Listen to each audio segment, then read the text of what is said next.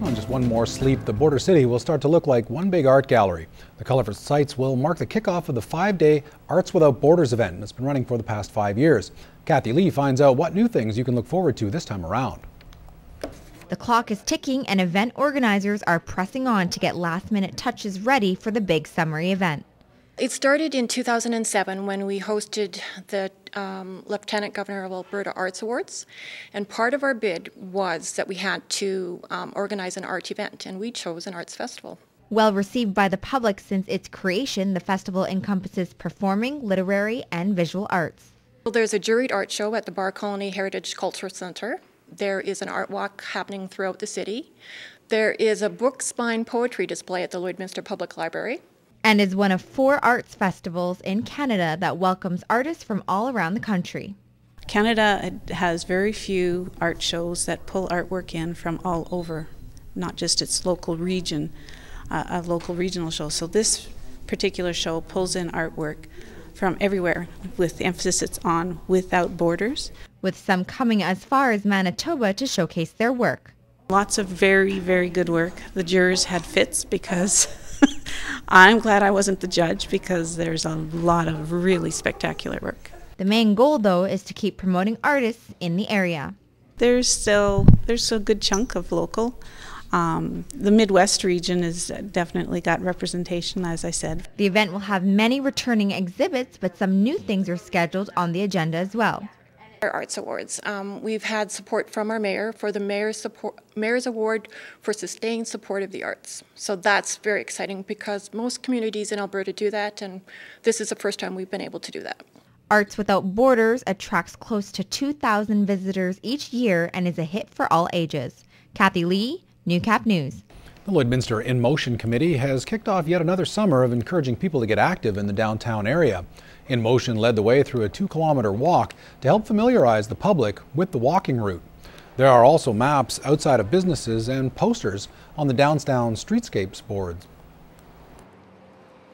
Great support from downtown businesses that are holding our A-frames that show the downtown walking route, and I think it's about a 20-minute walk, but I mean you can take little bits of it and just do whatever you can during your work week, so it's really great that we have that sponsorship from the downtown businesses. This is the 3rd summer that In Motion has partnered with the downtown businesses to promote a more active lifestyle, and they're starting to notice a difference. I think a lot of people actually do go out on their lunch breaks and go and try to go for a walk. This is one way that we can just kind of try to encourage our workmates that we usually sit down and have coffee with to get up and be active instead of just sitting down. And for more information, you can check out the In Motion website. Kids at St. Thomas Catholic School got a talking to from an RCMP officer today, but nobody was in trouble. It was all part of the Hire a Mountie program. Jack Haskins tells us what the surge-clad cop had in store for the youngsters.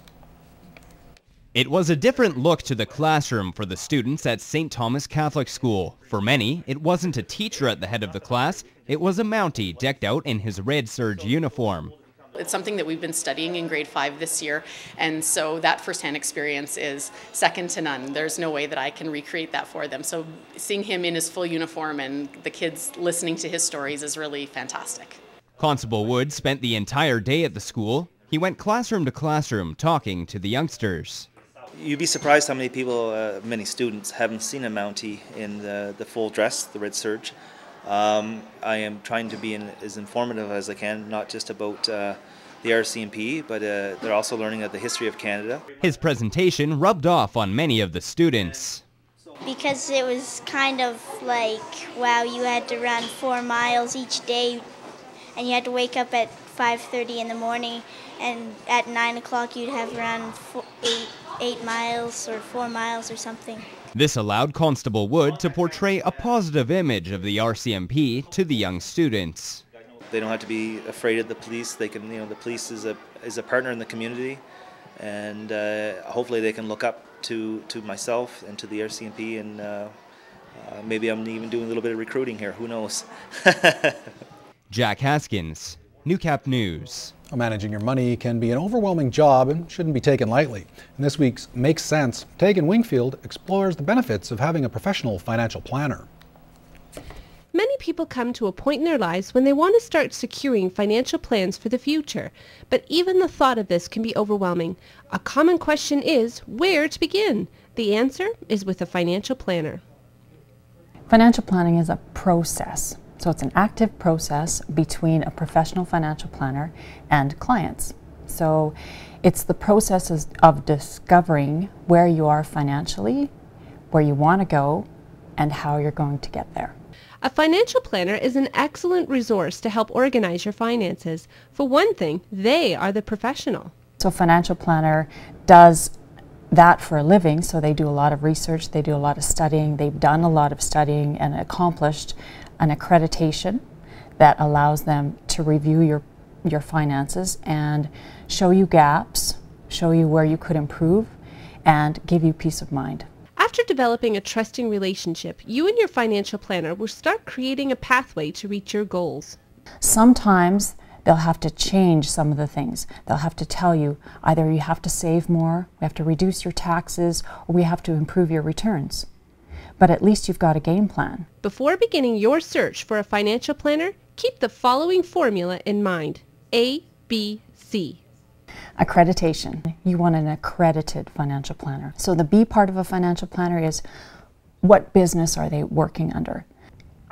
The C's are compliance, complaint, and comfort level. For this week's Make Sense, I'm Tegan Wingfield. Global Property Inspections is your home and commercial building inspection company. Gain a thorough, unbiased, confidential, and professional inspection. Global Property Inspections. The SPCA have their Dog Jog and Family Fun Day coming up on June 26th. On this week's Pet Project, Jennifer and Allison tell you how to get your pledge forms for the Dog Jog and introduce us to a little kitten and a playful puppy.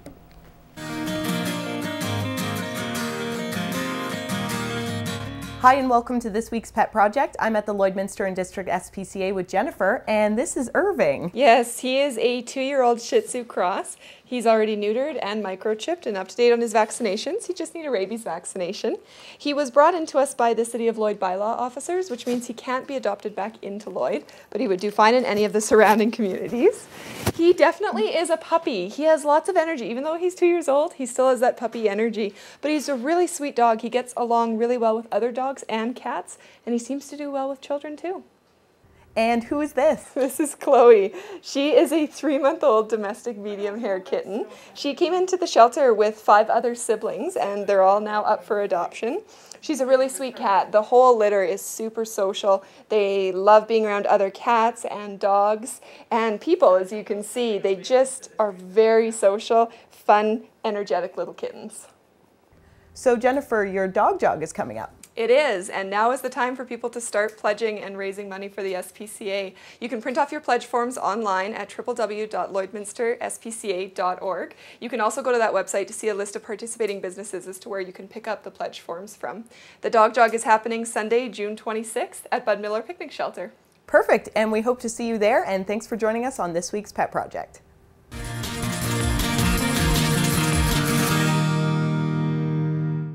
The Pet Project is sponsored by Quick Pick Waste Disposal. Locally owned and operated and serving urban, rural, and industrial customers in Lloydminster and region.